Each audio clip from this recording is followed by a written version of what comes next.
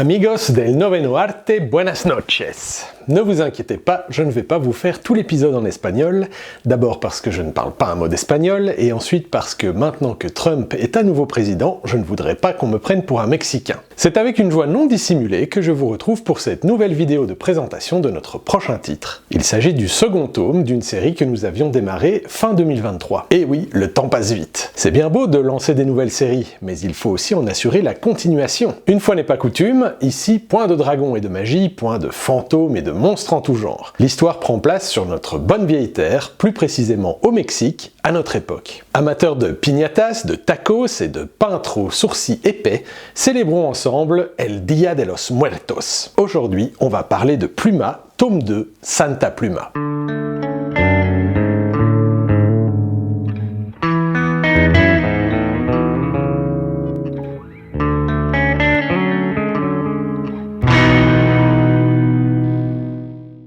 Pluma, c'est quoi? C'est l'acronyme de Paz, Laura, Uma, Maria et Asuncion. 5 jeunes filles en quête de vengeance pour le meurtre de leurs parents commandités par la pègre mexicaine. Dans le premier tome de la série, nous assistions à l'exécution méthodique des assassins de la famille Zaldivar. Ce second tome vient mettre un point final à cette vengeance, alors que les filles de la Pluma mettent la dernière partie de leur plan à exécution et démasquent les responsables de leur malheur. Cette histoire nous est contée par Nicolas Antona, scénariste de l'excellent Lady Whitechapel aux éditions Clair de Lune, et du non moins excellent Un tigre à la campagne, paru aux éditions Calopsia il y a quelques mois à peine, et qui a reçu le prix coup de cœur du jury au Festival d'Ilzac. Citons également Le secret de Miss Green, qui vient de paraître au Lombard. Au dessin, mon ami Michel Espinosa, artiste marseillais au grand cœur, que je me réjouis de retrouver en festival avec ce nouvel opus. Michel est surtout connu pour la série Oukase, parue fin des années 2000 chez Grand Angle, mais si vous habitez le sud de la France, vous le connaissez peut-être pour ses nombreux ouvrages sur l'histoire de sa région. Ces très nombreux ouvrages.